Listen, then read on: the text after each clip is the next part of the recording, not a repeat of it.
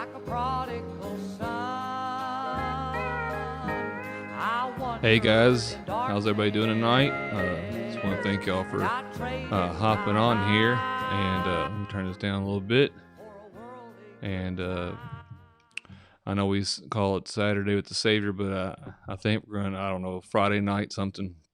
And it's just easier for me Friday nights. And I'm going to hop on here real fast. We're not going to be real long. And I was want to give you a thought about this lesson I taught here in Sunday school a couple weeks ago. And it's out of Numbers chapter 11.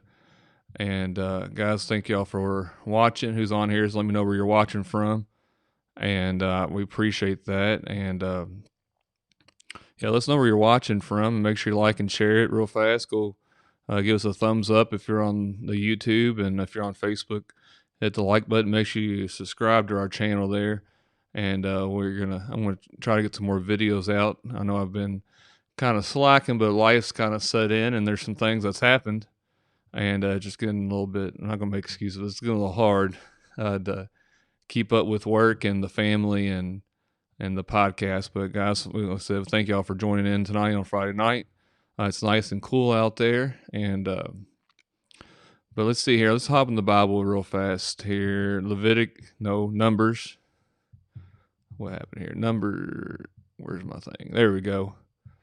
Lord Rusty. All right, there we go. Numbers chapter 11. Got Brother Scott there. Brother Scott's already ready for Christmas. If y'all want to know, he decorated his house today. He's pre-Thanksgiving.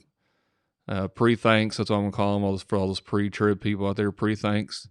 I'm just kidding with you, Brother Scott. He's got a good he got the podcast and all that stuff going on his channel there. Something about a sword, that's all I know. I can't remember. I'm sorry, Brother Scott. But I want to look at verses. Let's start reading here in verse 4. And I'm going to slide this over here real fast so I can see my Bible. And all right, let's get in the Bible here. Numbers chapter 11, verse 4 through, I don't know how far we'll get, but we'll maybe make this, thy word is true. That's Brother Scott's podcast there. He commented, thy word is true. He's on the YouTube and on Facebook. He does like a Friday at 5, Monday at noon, and he's one of those retired folks who can hop on the internet all day and just talk. But I know Brother Scott's a good friend of mine, and I've known him for a while, since I was a young lad there in high school. He was our announcer for our basketball games. Let's see here, Numbers chapter 11, verse 4. We see this, in the mixed multitude that was among them fell a lusting. It's never good when you fall lusting after some things. Nothing ever good ever comes from that. So we see here, mixed multitude that was among them fell a lusting, and the children of Israel also wept again. So this ain't the first time they've wept. So it says also wept again. He said, who shall give us flesh to eat? They're asking that question. Who shall give us flesh to eat? And they were stuck on some things. They're hungry, pretty much. So who's going to feed us? Who's going to take care of us? Who's going to feed us? I'm hungry. I don't know how you are, but I don't like being hungry. And so they're asking us, who shall give us flesh to eat? Listen to this. We remember the fish which we did eat in Egypt. They're looking back at Egypt. And if you've studied the Bible or you've been in church, the Israelites, they never had a good time in Egypt. Nothing good ever came out of Egypt for them. They were slaves, if you didn't know about that. So it says we remember the fish. They remembered the fish, but guess what, guys? They don't remember the slavery they were in. They were caught up on the food there. So we see here, remember the fish, which we did eat in Egypt freely. The cucumbers and the melons and the leeks and the onions and the garlic. I like cucumbers and melons. That's some good food right there. But listen to this in verse 6. But now our soul is dried away. There is nothing at all besides this manna before our eyes. Nothing at all besides this manna before our eyes. We see in verse 7, the manna was a coriander seed, and the color thereof, that's the color of dillium. And the people went about and gathered it and ground it in mills and beat it in a mortar and baked it in pans and made cakes of it. And the taste of it was as the taste of fresh oil. And when the dew fell upon the camp at night, the manna fell upon it. Then we see in verse 10, Moses heard the people weep throughout their families, every man in the door of his tent. And the anger of the Lord, look at that, it's all capitalized right there. The anger of the Lord was kindled greatly. We see this Moses also was displeased. We see Moses said unto the Lord, wherefore hast thou afflicted thy servant? Wherefore have I not found favor in thy sight? It says, that thou layest the burden of all this people upon me? Have I conceived all this people? Have I begotten them? It says, what thou shouldest say unto me, carry them in thy bosom, as a nursing father beareth the suckling child, unto the land which thou swearest unto their fathers. When should I have flesh to give unto all the people? For thou weep unto me, saying, give us flesh, that we may eat. And we see this, it says, I'm not able to bear all this people alone, because it is too heavy. Moses got to the point in his life there, he got to the point where he was tired of all these people. I mean, there's a great multitude, a mixed multitude. Guess what, guys? We're living in a world, we're mixed. We're in a mixed multitude. Not all of us are saved. Not all of us are Christians. So when you start doing some things for the Lord, people are not going to understand why. That's a mixed multitude. But we see here Moses had a burden. He said, I can't bear all this people alone. It's too heavy for me. Then we see in verse 15, he says, if thou deal this with me, kill me. I'm done. Take me out, Lord. I can't handle these people no more. They're complaining. I can't take it no more. He says, kill me.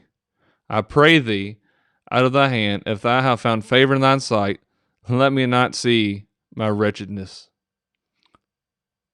Man, guys, I want to look at this here for a little bit, and I want to show you some things here that kind of caught my eye. We look here and we see this is kind of complaints about manna.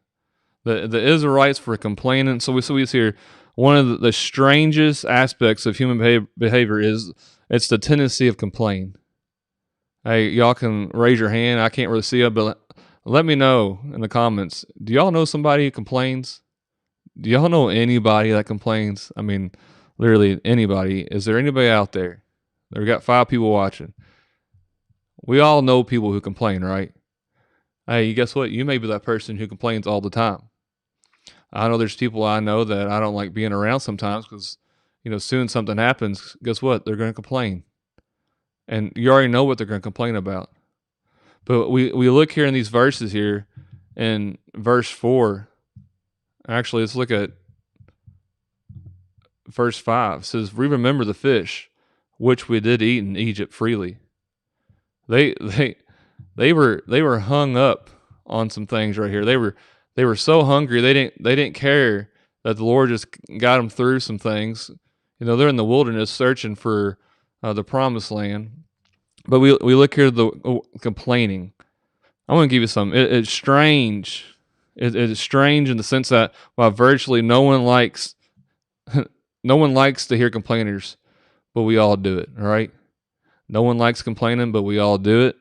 Not only that, it does not improve anything and does not truly address anything that, when we may be valid list of wrongdoings, grumblings against circumstances does nothing to change those circumstances. Guess what? Complaining doesn't get you anywhere. Complaining just lets you're just stuck. You're no farther along than what you started. With my job, I've learned some things. If I sit there and complain how bad this job is, guess what? This job's never going to get done. Last week I did some football photos for a Pee Wee team, and I took a bunch of photos. I took a bunch, like 10,000 photos in like 2 days.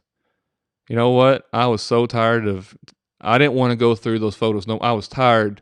I started complaining to myself. I took way too many photos. Why did I take this many photos? But guess what? With me complaining about those photos, if I'd sit there and complain the whole time, those photos will never get edited. Hey, Thanksgiving's coming up. Hey, guess what? If you didn't know, Thanksgiving's Thursday. And, people start this weekend getting ready for Thanksgiving. If you ain't bought a turkey by now, you're probably late. There's probably no more turkeys out there you can get. We need, those called I can't talk right now. Procrastinating. Guess what? We can't come out here and say, hey, I'm going to have a turkey on Thanksgiving and wake up Thursday morning, there's a turkey in your oven. Or we go to people's houses this week and we'll complain all day Thursday about how bad the food was. We'll complain about how bad, this person took too long. They put too much salt on it. They put too much butter on it. But at the end of the day, they didn't do nothing but complain. They didn't cook the food. They didn't prepare the food. They're not going to clean the food. All they did was there to eat the food and complain about it. That got them nowhere. So we look here in verse 5. So it actually starts in verse 4. It says, their mixed multitude that was among them fell a-lusting. They fell a-lusting. The Bible says, when sin is let me search that out so I don't butcher it. I think it's when lust is conceived, it bringeth forth sin, and when sin is finished, it bringeth forth death. And I can't remember the actual reference there, but it's nothing's never good when you start lusting after something.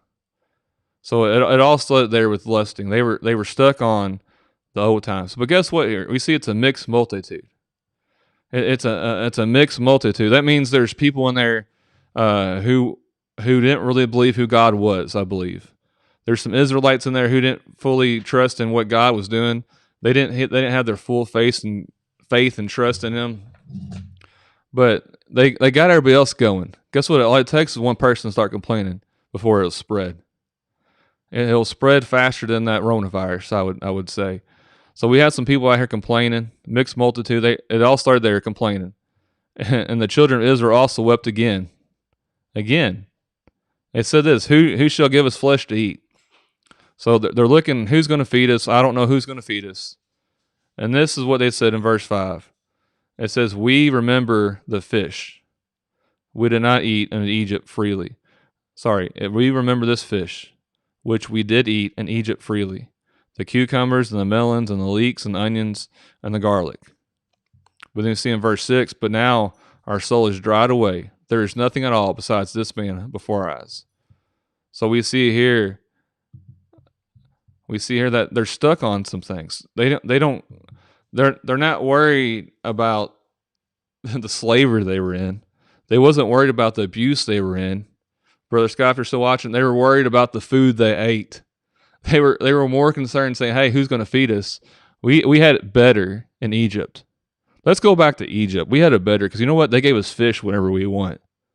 Well, I don't care we were in bondage. I don't care about this. All I care is about, hey, we ate better. All I care is about, hey, we had it better over there. Guys, let me say this. It's never a good thought when you're complaining about something you had better. But really, if you look through the whole situation, it was not really better. You're not happy with where you're at right now. Guess what? They weren't satisfied with the manna the Lord was giving them. The Lord got them through the Lord was guiding them through the wilderness. Moses was guiding them through these things, but they wanted something better. It is a temporary thing, Brother Scott just said that. Let me put that on the screen here. That was a good thought right there. People want all that temporary stuff. You know what? They want it right now. I got to eat some nice dinner. It was good. But, a couple weeks ago I had Texas Roadhouse. It was better than what I had tonight. In my Sunday school class, I told them this. As a parent, we think about the time before we had kids. And, we think about, man, if we didn't have kids, I would have more money. I'd have more time. I wouldn't have gray hair. We think about the things that was better before we had kids.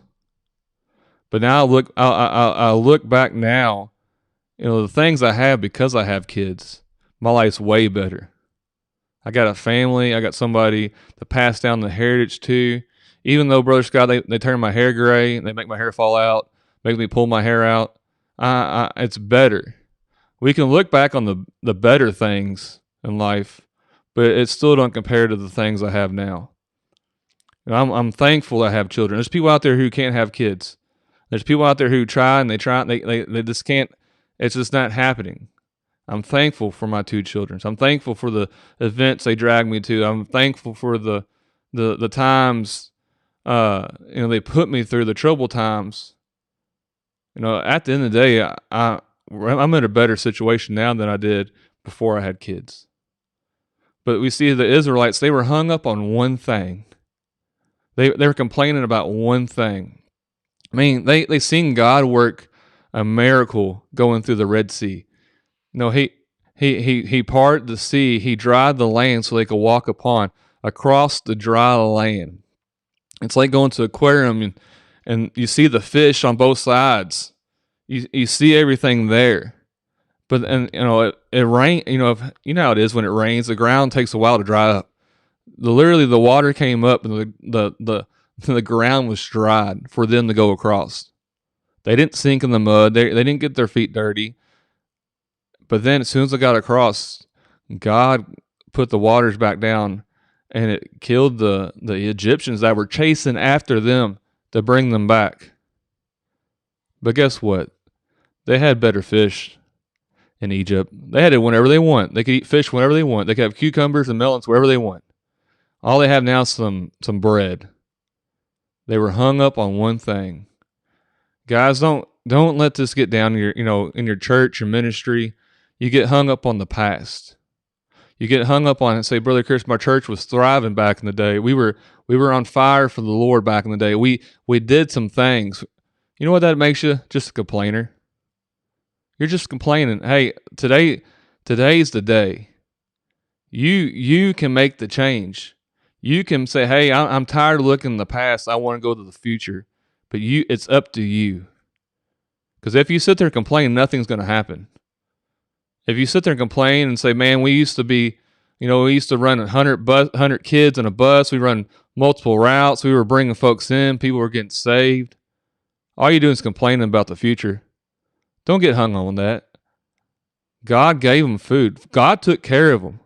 God gave them exactly what they needed. But they were still hung up on the past. Guys, I just want to close with this. Complaining don't get you nowhere. Complaining just makes you, nobody wants to be around you. Nobody wants to talk to you. Nothing gets accomplished complaining. You're just somebody sitting there complaining. Don't be that person. We see here, Moses got to a point in his life. We see here in verse, where is it at? We see here Moses, verse 10. Moses heard the people, he heard the people weep throughout their families, every man in the door of his tent, and the anger of the Lord was kindled greatly. Moses also was displeased. Moses said unto the Lord, wherefore thou hast afflicted thy servant? He's saying, hey, what did I do? Did I do anything? Wherefore have I not found favor in thy sight, that thou layest the burden of all this people upon me? Moses was kind of in charge. He was the man. He was kind of like as the pastor of the church today. He was in charge of leading these people. He's the one who went to God and talked to God and figured out what God wanted his people to do. Have I conceived all this people? Have I begotten them that shouldest say unto me, carry them in thy bosom? And he says this in verse 13, whence shall I have flesh to give unto all these people? I want some meat. Whence should I have meat to give all these people? For they weep unto me, saying, give us flesh that we may eat.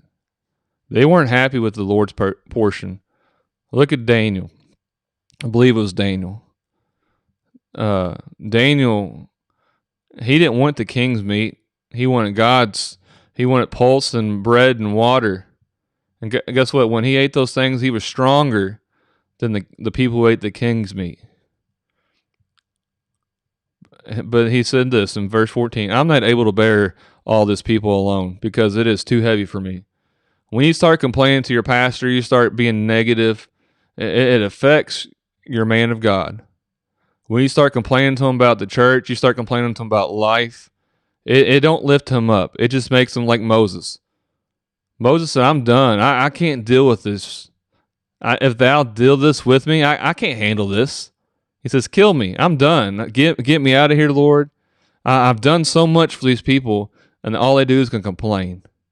I've done so much. I've got them through trouble. I got them out of slavery. I sacrificed myself and got them out of slavery, and they still don't care. All they do is going to complain. Kill me. I pray thee out of thy hand. If I have found favor in thy sight, let me not see my righteousness. Guys, we close here. I want to say this. If you're the one sitting around complaining about why your ministry isn't growing, if you're complaining because I'm not getting nothing out of this church, if you're complaining because, there's a whole sorts of things, it's time to examine yourself. Complaining don't get you nowhere. It just gets you a lonely spot. Nobody wants to be around a complainer. I don't like being around people who complain. I'm trying my best right now not to complain. You know why? Because the Lord's faithful. He's already got them out of slavery. Don't let the one little thing hang you up. Don't say, hey, we used to have it better. Don't let that one thing. They were worried about what they were eating. Nothing else about what they were eating. They had food there, but there was they didn't care for that food. That food, they were being picky. So they were complaining. It's a bunch of toddlers complaining about, I don't like that. I don't want that. You know what? Who cares? You gotta deal the hand the Lord has given you. You just gotta go on with it. You gotta trust Him. Guys, don't be a complainer. Nobody likes a complainer. I'm thankful today. Guys, make sure you like and share this video. I'm going to hop off here tonight. I appreciate y'all. If you don't have a church home, make sure, come visit us Sunday at Maryville Baptist Church. If you're looking for a church, check out independentbaptist.church. You can find you a local independent Baptist church in the area where you're at. Thank the ones for hopping on here tonight. I'm thankful for what the Lord has done. I don't want to be like the Israelites who were hung up on what to eat. I want to be the ones who are excited for the blessings He has given us. Remember Thanksgiving. We'll probably do a podcast next week. Be thankful for what He's given us. We're thankful. We should be thankful for everything, for the life we get, for the breath, for the breath we have, for everything He's blessed us with. Guys, I want to close out with this song here by the Morrison family. Y'all have a good night and good weekend. Amen. Oh, that video is no longer there. Let me see here. Let's try Brother Wesley here. Go play. Let's see here. I don't know what's going to happen. Let's try this one here. Is this one going to play? Nope. Can't find that file. We're going to do this one.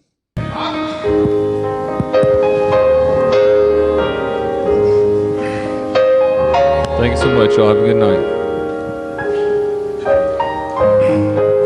I'm not trying to sing because I think I can sing. I just want to sing. Once I wandered out in sin, had no peace, no joy within, and my soul was burdened down with pride. But the Savior came along and He showed me I was right, and He placed me on the winning side. Well, I'm on the winning side. I'm on the winning side. No more I'm in sin. Well, I am not. I've been listed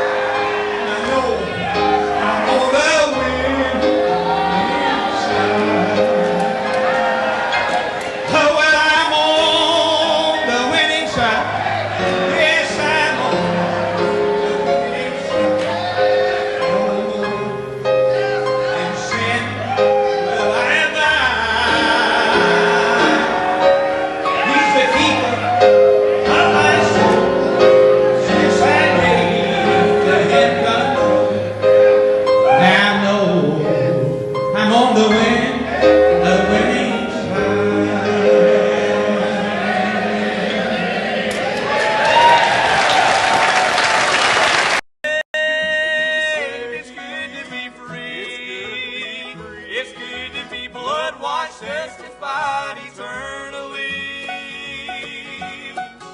Rough may be the road, but heaven is my home. Jesus washed my sin away. It's good to be saved.